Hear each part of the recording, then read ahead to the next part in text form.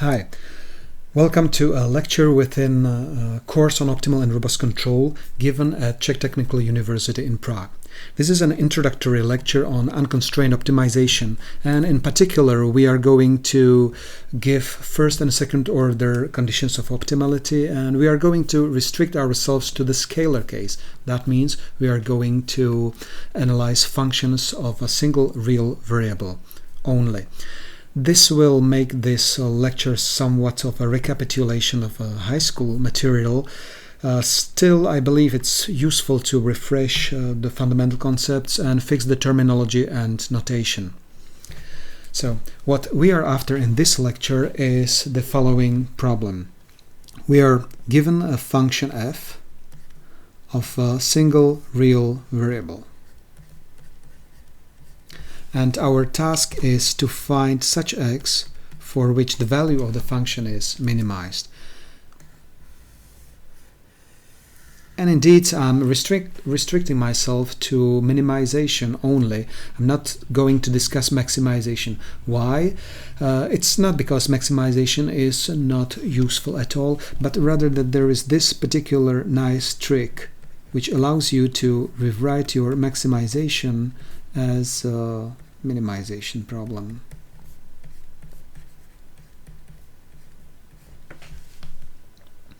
Right, so from now on I'm only going to discuss minimization. Now, later in a later lecture we are going to extend this problem into a vector case, in which situation our x would stand for n tuple of numbers, real numbers. Moreover, we will also impose some constraints on x. So x will not be just an arbitrary vector in the n-dimensional Euclidean space, but it will be somewhat restricted, and we will consider two types of constraints. First, note that we will always write it like this, st, which stands for subject to, and then first type of constraints are equality type constraints, in general some nonlinear equation or set of equations. And then we will consider a second type of constraints, inequality type constraints, which may look like this. Well, I'm only mentioning these to show you what we are heading for, but in this particular lecture we are not going to consider constraints, and we are also not going to consider vector arguments. We are only going to consider unconstrained scalar problem. Now, the particular setup or the particular scenario that we are going to consider here can look like this. We'll have a function of a real variable whose graph can be something like this.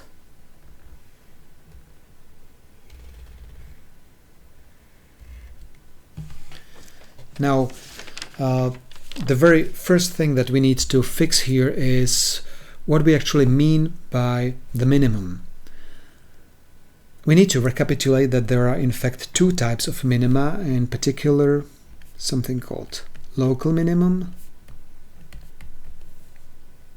and global minimum.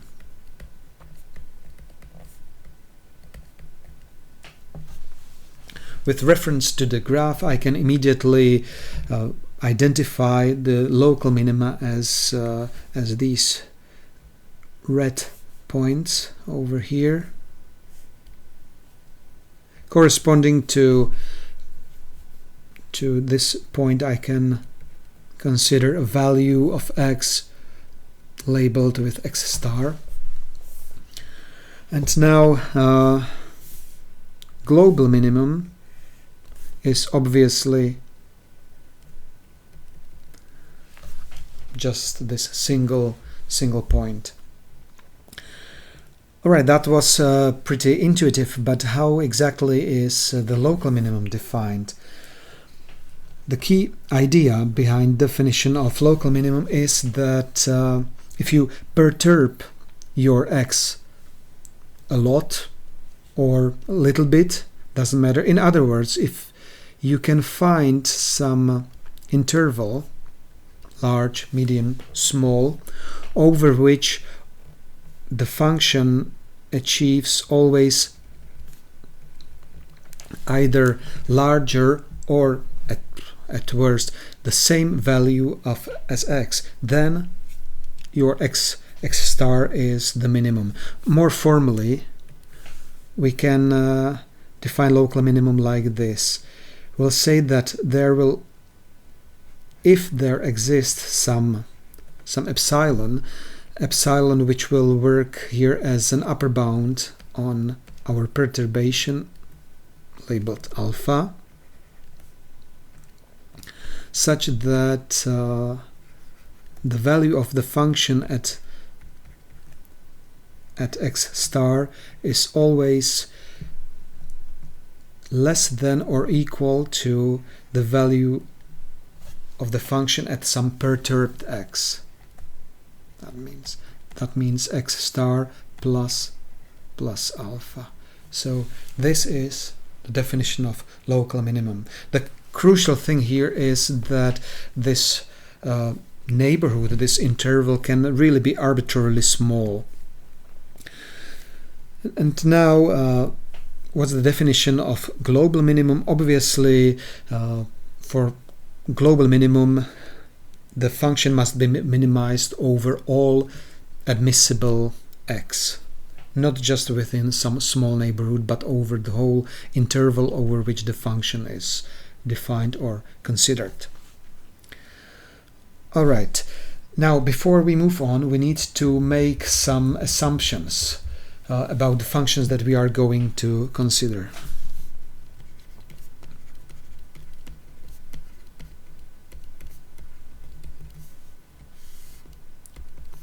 So first, we are only considering functions of real variables.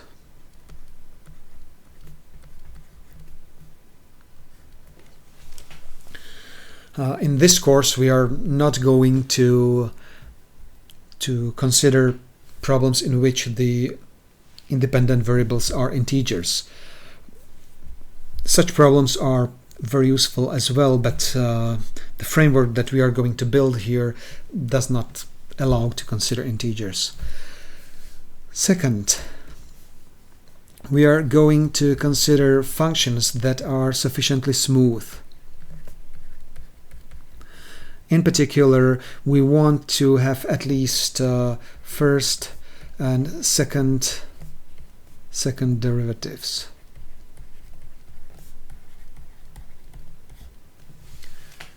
You will see immediately why we need them.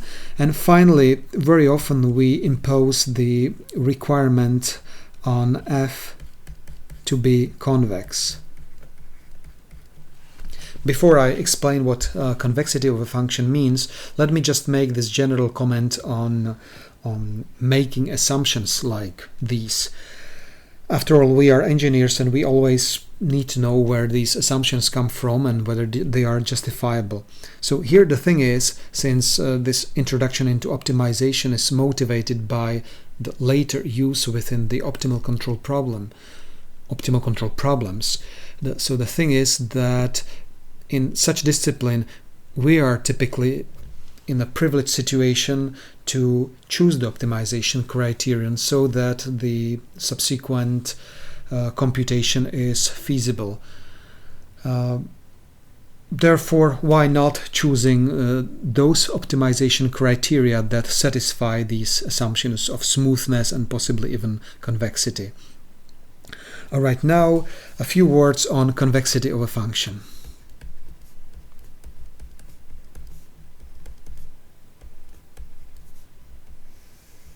In order to explain what a convex function is, I first need to define convex set.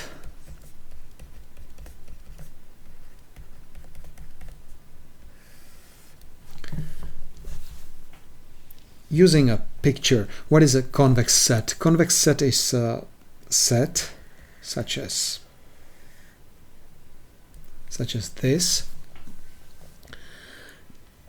for which if you fix 2 points, let's say P1 and P2, arbitrary 2 points, and you connect them using a line segment, then all the points on this line segment lie in the set. So in contrast with the convex set that I have just drawn, you can also come up with something like this. And here, if we choose these arbitrary 2 points, P1 and P2, like this, clearly the condition that all the points on the line segment lie in the set is broken, because obviously these points do not lie inside the set.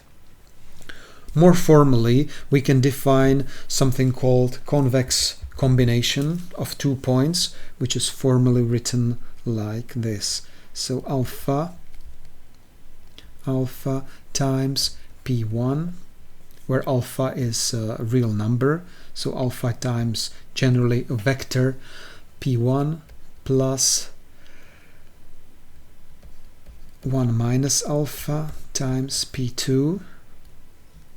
So this should always lie in our set, let's say set S, provided P1 and P2 lie in the set. So this is the definition of a convex set. How does this translate to the scalar situation? Well, obviously the convex set in one-dimensional Euclidean space is a connected interval. Now back to convex functions.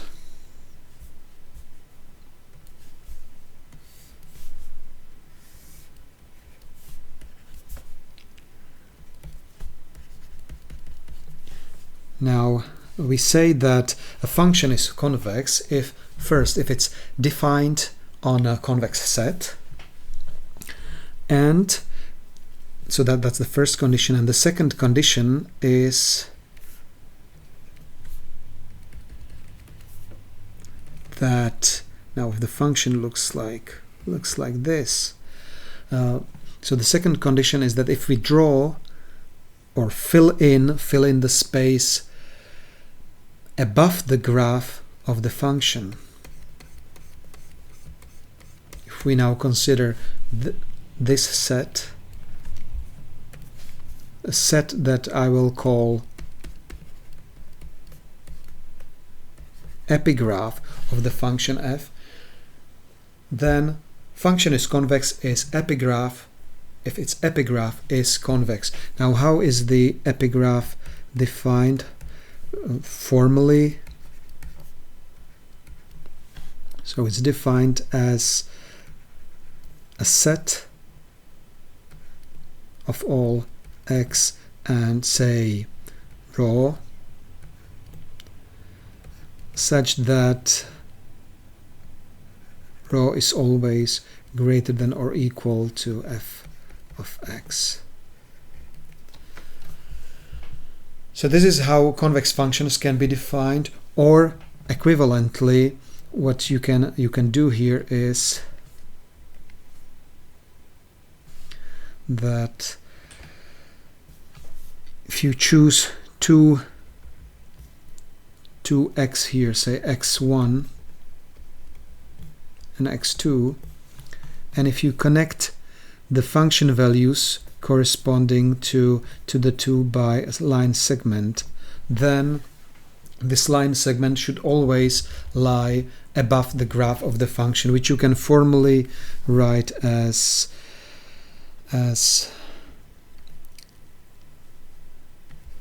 that function value of alpha times x1 plus 1 minus alpha times x2 should be always below or on the line segment connecting the function values of the two generating points. So that means alpha times f of x1 plus 1 minus alpha times f at x2.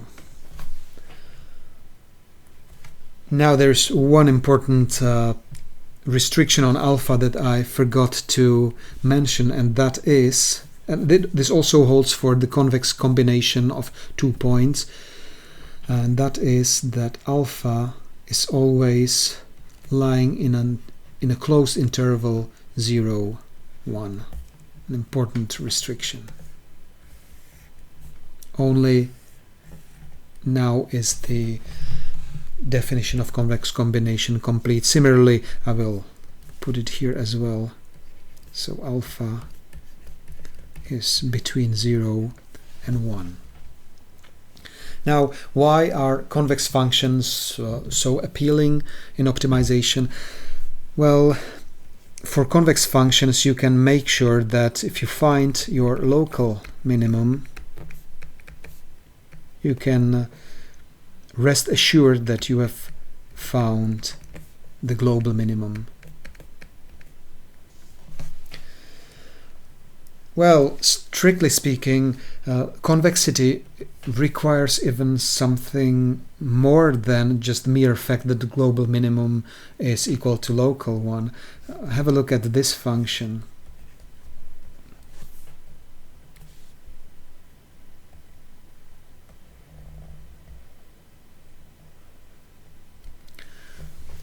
Such function clearly only has a single local minimum over here, and yet the function is not convex, right? Say, if you now connect these 2 points on the graph, they lie, the linear segment connecting these 2 points lies below the graph of the function. So such function is not convex, and yet global minimum coincides with the local one. But there are other aspects that we will only see later that make convex functions quite useful for optimization. All right, enough for the assumptions, and let's now move on to deriving the conditions of optimality.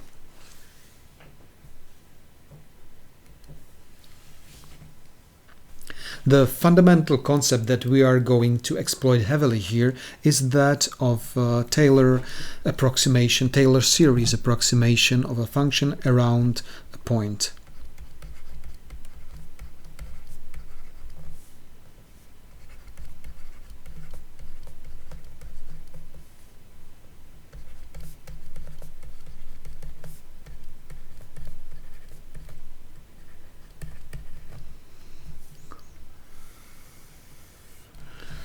So, if we now consider or label the point that is suspected of being a local minimum, if we label it as x star as we did before,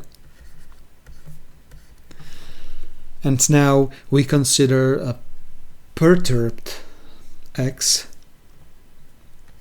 that means x plus alpha,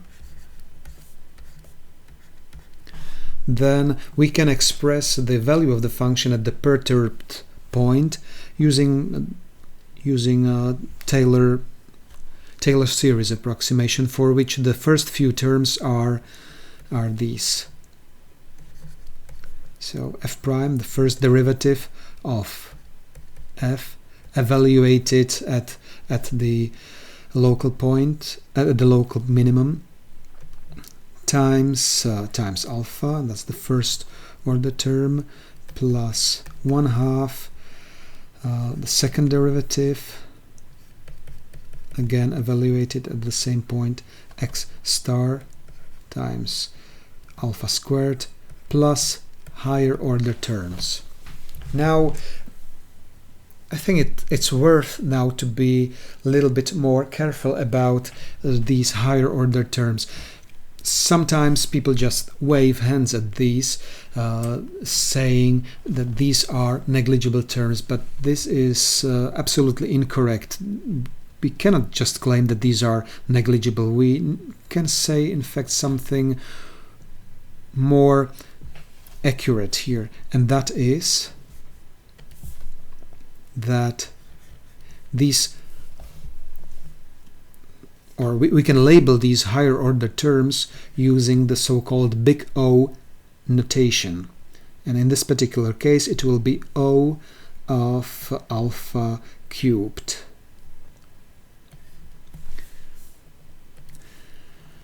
Alternatively, in some texts, you can encounter the so-called little o notation, which in this case would be little o of alpha squared. Now it's perhaps worth to go through the definitions of these two concepts. So first, the big O notation. We say that some function is big O alpha, say alpha cubed, if while considering alpha going to 0,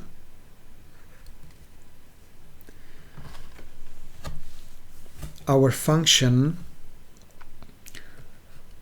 goes to 0 at least as fast as a cubic function. That means we will have some constant times alpha to the third power, which we can rewrite in the following way.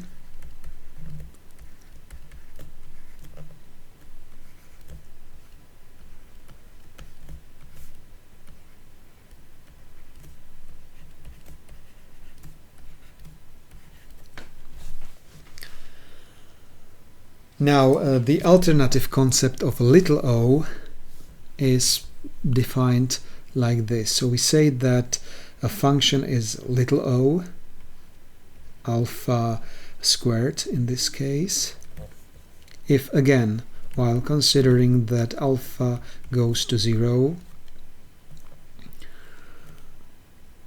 the ratio of our function and alpha squared is equal to 0. Now choose whichever one of these two, but at least you now have been warned that it's not quite correct to regard these higher order terms as something that can be ignored. These can be actually pretty high terms or large terms that are comparable or perhaps even dominating the lower order terms for fixed alpha. But as alpha is going to 0, we know how fast these terms go to 0. If we use the big O notation, we are saying that it goes at least as fast as, say, in this case, a cubic function, or we can equivalently say, using the notation of the little o, we can say that it goes to 0 faster than a quadratic function. Now, back to our search of a condition for local minimum. If I now rewrite my Taylor series expansion so that it better reflects our requirements, I will do this. I will define the increment in the cost function, in the optimization criterion. I will define it like this. So it's f at the perturbed x minus f at the x that I regard as local minimum, local minimizer.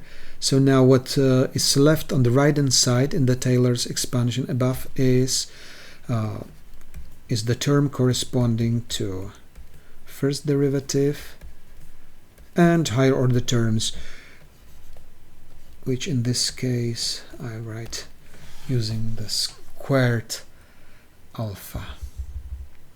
Now,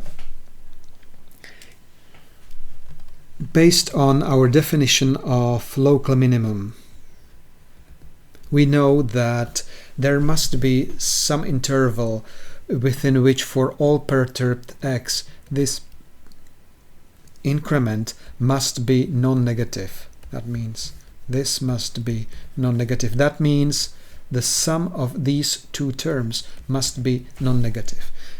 Now have a look within this sum of two terms. Whatever the higher order terms, the terms that are quadratic in alpha, whatever they are, however large they are, could be small, very small, doesn't matter, because since this term corresponding to the first derivative depends linearly on alpha, we can make the whole term arbitrarily small by changing alpha, provided, or let's put it this way, this term could be always made smaller unless one particular condition is satisfied, and the condition is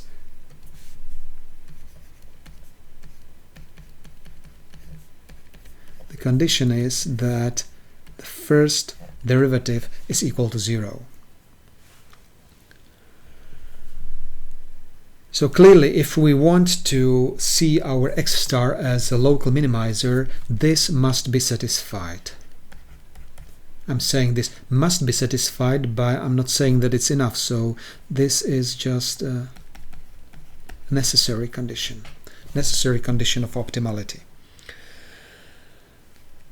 Hence, such x star which satisfies this condition can only be called critical point, or in some literature you can find a label of a stationary point. Or loosely speaking, this is just a point that is a good candidate for being a local minimizer, but we are not yet sure. In order to see if it's actually minimizing our function or not, we need to consider higher order terms in the Taylor's expansion. So let me now write the Taylor once again, including higher order terms.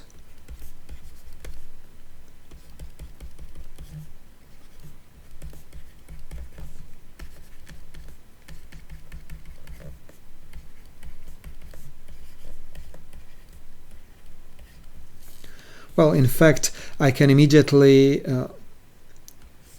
ignore the first order terms, since at the critical point the first derivative needs to vanish, and what's left here is the sum of these two guys, which again needs to be non-negative for our increment to be non-negative, and so that we can regard x star as the local minimizer.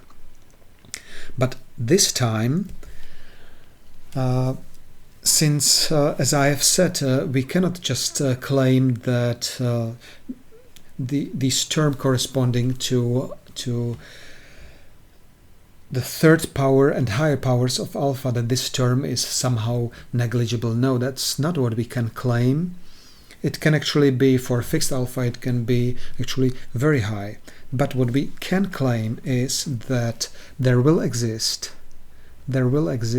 such epsilon for which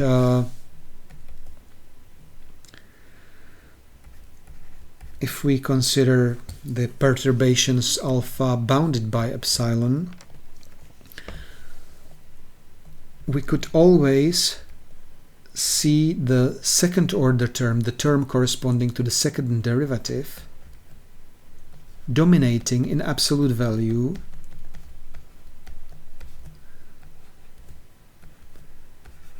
the higher order terms.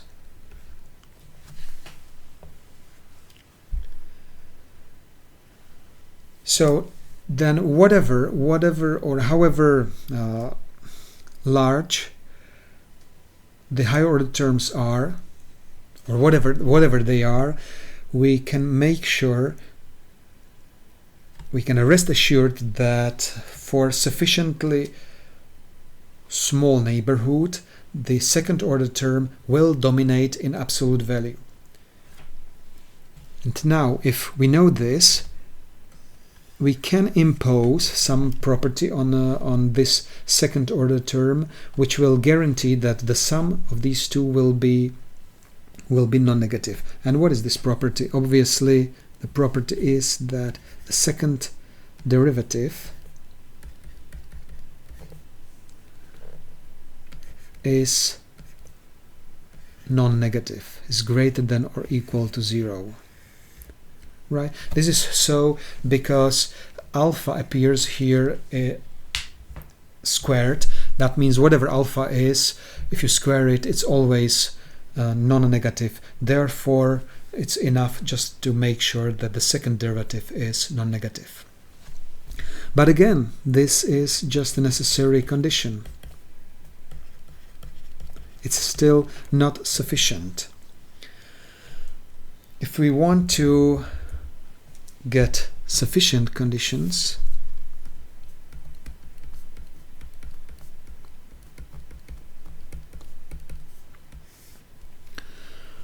obviously we need to have the first derivative vanishing and the second derivative positive, strictly greater than 0.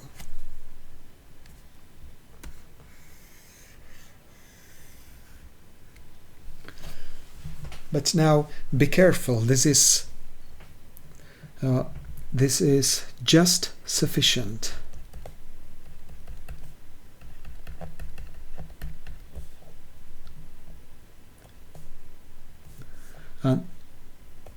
Sufficient and not necessary. How come? Well, just consider this particular example.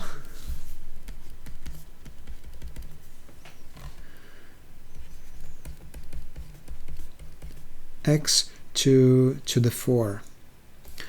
The graph of this function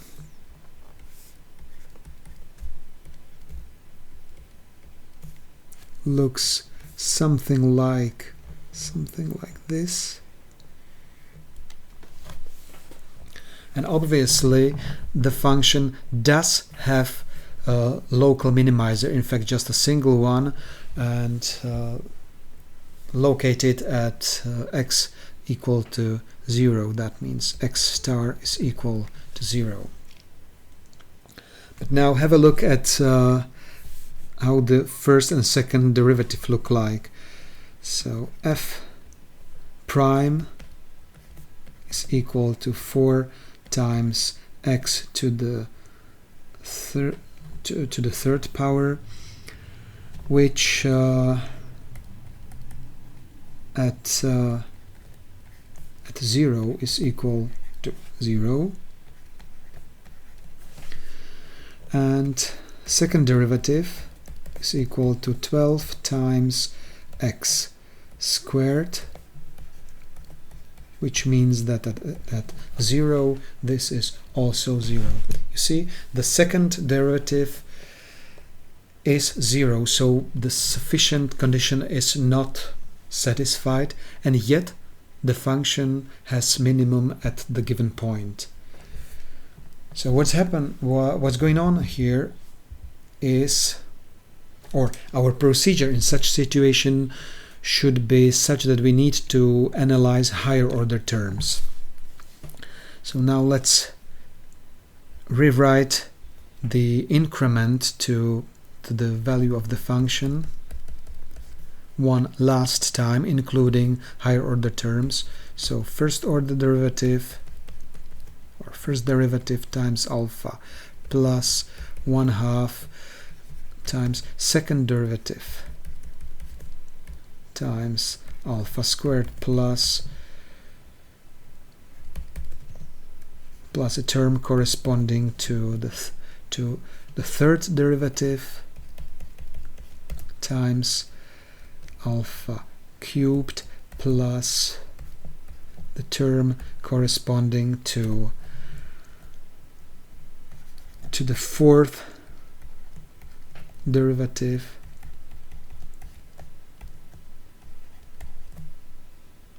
plus higher order terms. Now, if the first derivative is equal to 0, we have found a critical point. If the second derivative is equal to 0, we cannot make a conclusion if the system has a minimum or not. We need to consider these higher order terms. And now, clearly, it's pretty much the same situation as with the first derivative over here with the term corresponding to the third derivative, because as you can see, alpha appears here in odd power. So if this third derivative is non-zero, we can immediately conclude that the system does not have a local minimizer. And if it is 0, we then finally have a look at the fourth power, and since or the term corresponding to the fourth power of alpha, and since this term is always, or alpha to the 4 is always non-negative, we can only have a look at the sign of the fourth derivative. Again, let's come back to our example above. Its third derivative is 24 times x, which at 0 is again equal to 0. And finally, the fourth derivative is equal just 24 everywhere. It's a constant function. And this is obviously strictly greater than 0. Hence, we can conclude that x star is a local minimum. So that was it for the introduction to the basic concepts and first and second order conditions. In the next lecture, we are going to extend this to the vector case. We are going to analyze functions of vector variables.